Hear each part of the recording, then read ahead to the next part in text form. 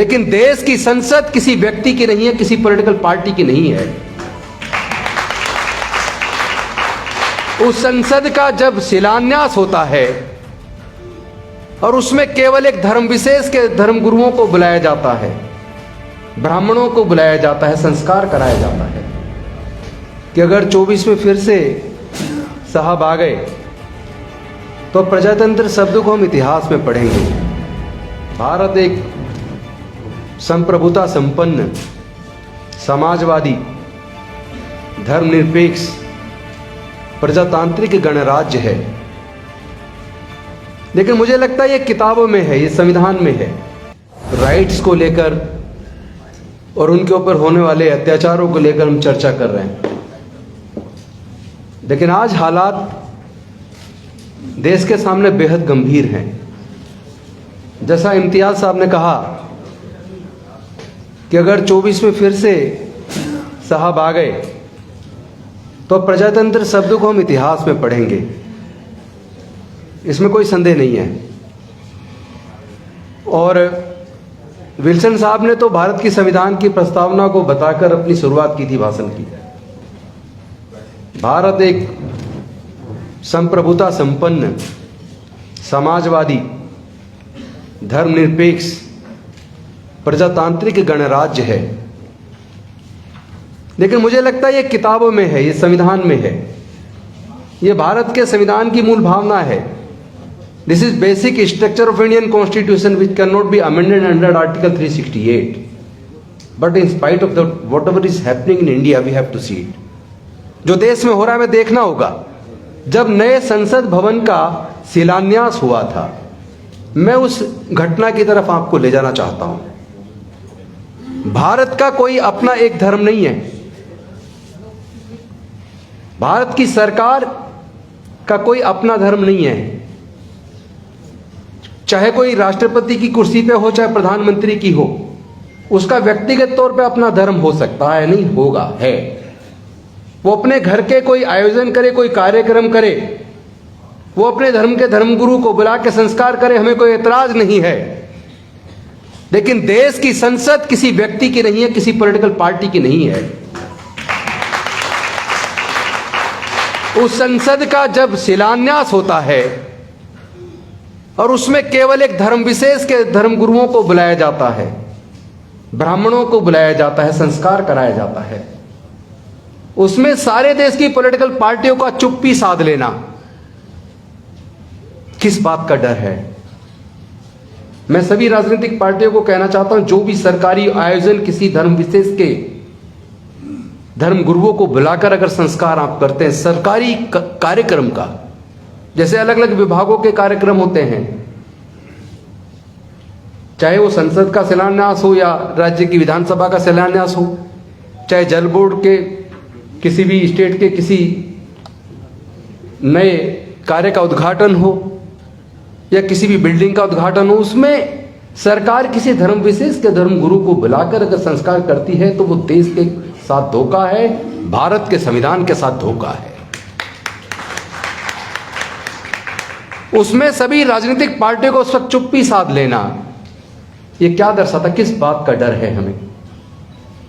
जब आप वोट लेते हो तब डर नहीं है, और जब एक पार्टी जो केंद्र में सत्ता में जब इस तरह का आयोजन करती है, देश के संविधान के साथ, प्रजातंत्र के साथ धोखा करते, तो आप चुप्पी साध लेते हैं। यह नहीं चलेगा। आज सत्ता प्राप्ति के लिए 3 शब्द बड़े महत्वपूर्ण हो गए: मुसलमान, पाकिस्तान और कश्मीर। इसमें एक शब्द और जुड़ गया है, राम का।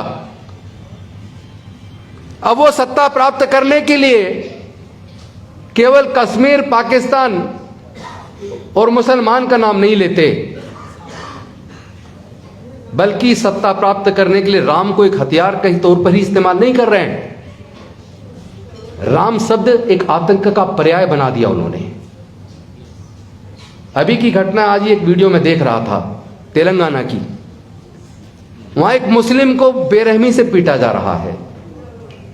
उसकी प्रेग्नेंट वाइफ और उनके घर वाले उसको बचाने का प्रयास कर रहे हैं, और पीटने वाले बीच बीच में जय श्री राम का नारा लगा रहे हैं। आपने तो राम को भी आतंक का पर्याय बना दिया, तो आप तो राम की भी ना हुए।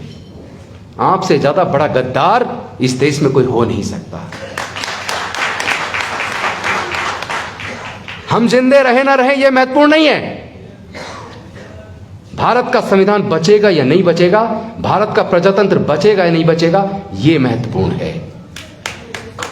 डर से काम चलने वाला नहीं है, डर को छोड़ना होगा। किस किस को जेल में डालोगे? और एक बात मैं आज क्लियर कर दूं, जैसा इम्तियाज साहब कह रहे थे कि मुसलमान को याद किए बिना तो उनको खाना नहीं पचता। मुसलमान केवल इस्तेमाल किया जा रहा है शब्द, असली खतरा इन्हें मुसलमान से नहीं है।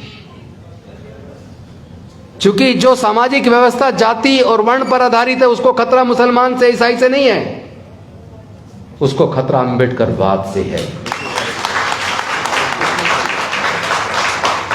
इसलिए पूरे देश के अंदर ये डॉक्टर बाबा साहेब अम्बेडकर, जो भारत के संविधान के निर्माता थे, मॉडर्न इंडिया के आर्किटेक्ट थे, उनकी मूर्तियों को तोड़कर ये हमें बार बार चिढ़ाते हैं, अपमान करते हैं। आप बाबा साहेब की मूर्ति को तोड़ सकते हो, हमें मार सकते हो, जेल में डाल सकते हो, लेकिन डॉक्टर बाबा साहेब अम्बेडकर की समता, स्वतंत्रता, बंधुता और न्याय की विचारधारा को आप रोक नहीं सकते। कितने युवक जेल के अंदर पड़े हुए हैं कि उन्होंने भड़काऊ भाषण दिया। अरे ऐसे कितने लोग हैं जो रोज भड़काऊ भाषण देते हैं और संसद के अंदर, सत्ताधारी दल के अंदर सांसद हैं, उनके खिलाफ कोई मुकदमा नहीं। इम्तियाज साहब सही कह रहे थे, अल्टीमेटली सुप्रीम कोर्ट को ऑर्डर करना पड़ा। लेकिन मैं पूछना चाहता हूं, उस ऑर्डर का हुआ क्या? उसके बाद उन हेट स्पीच देने वाले लोगों पे क्या मुकदमा दर्ज हुआ? क्या उनको जेल के सलाखों के ट्यूशन का जो कस्टोडियन है, जब लोग चारों तरफ से प्रताड़ित होते हैं तो कहते हैं मैं कोर्ट जाऊंगा, लेकिन जब कोर्ट से न्याय मिले तो कहां जाए? देश की सरकारों को सोचना होगा, कोई अजर अमर नहीं है यहां, ना साहब है ना हम हैं, सबको एक दिन खत्म होना है। तथागत बुद्ध ने कहा हर चीज अनित्य है, जो चीज आई है उसका खत्म होना तय है। लेकिन कुछ लोग समझते हैं हम सत्ता में आ गए, आजीवन अब हम ही रहेंगे, हम तो अजर अमर हैं। ये वो अपनी गलतफहमी दूर कर लें। नाभा कुमार जी जैसे लोग, हम जैसे लोग, विल्सन साहब जैसे लोग, इम्तियाज साहब जैसे लोग, अब ऐसे लोग भी सांसद और विधायक बनने लगे हैं जो न्याय के लिए लड़ेंगे, जान कुर्बान कर सकते हैं, लेकिन झुकने वाले लोग नहीं हैं।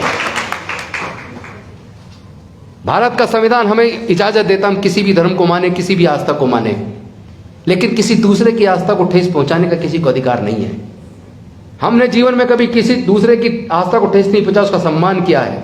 लेकिन हमने बौद्ध धर्म की दीक्षा ली 10,000 अनुयायियों के साथ, उसको पूरे देश में मुद्दा बना दिया। कोई बात नहीं, आप मुद्दा बनाइए, झूठे केस बनाइए, हमें जेल में डालिए, हम लोग डरने वाले नहीं हैं। हम डॉक्टर बाबा साहेब अम्बेडकर के सच्चे सिपाही हैं।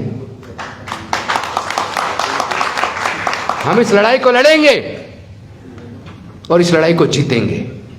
ये देश किसी एक धर्म के मानने वाले लोगों का नहीं है, ये देश किसी एक जाति का नहीं है। भारत में हजारों जातियां हैं, समाज 4 वर्ण में बटा है, कई धर्म के लोग रहते हैं, विविधताएं हैं। हर 50 किलोमीटर पर यहां भाषा और संस्कृति बदल जाती है। आजादी से पहले तो 562 रियासतों में भारत बटा था।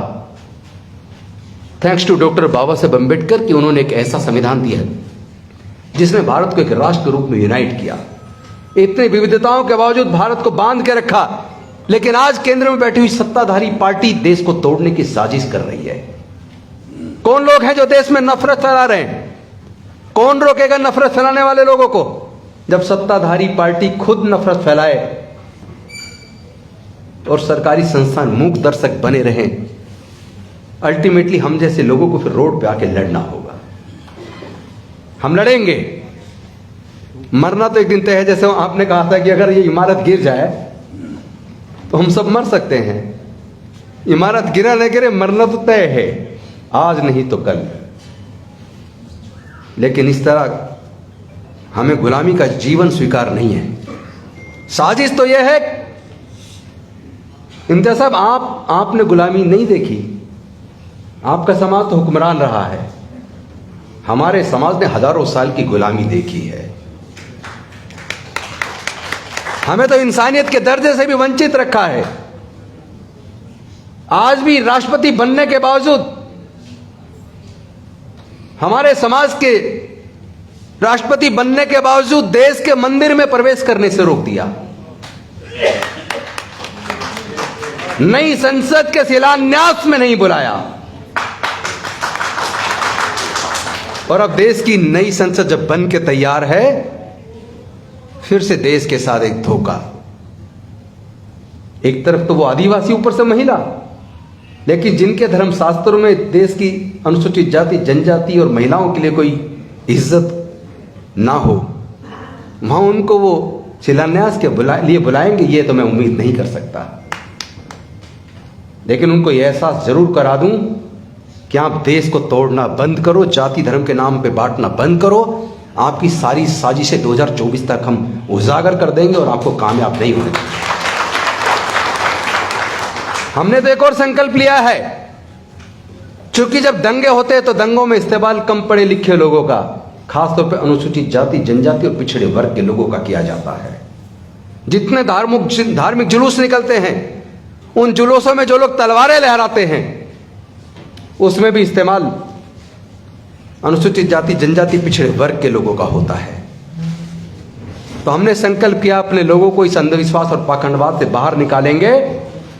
अपने लोगों को अब हम इस्तेमाल होने से रोकेंगे। बहुजन विचारधारा को घर घर तक पहुंचाने के लिए हमारे YouTube चैनल को सब्सक्राइब करें, लाइक करें, कमेंट करें, शेयर करें और बेल आइकन की घंटी दबाना ना भूलें।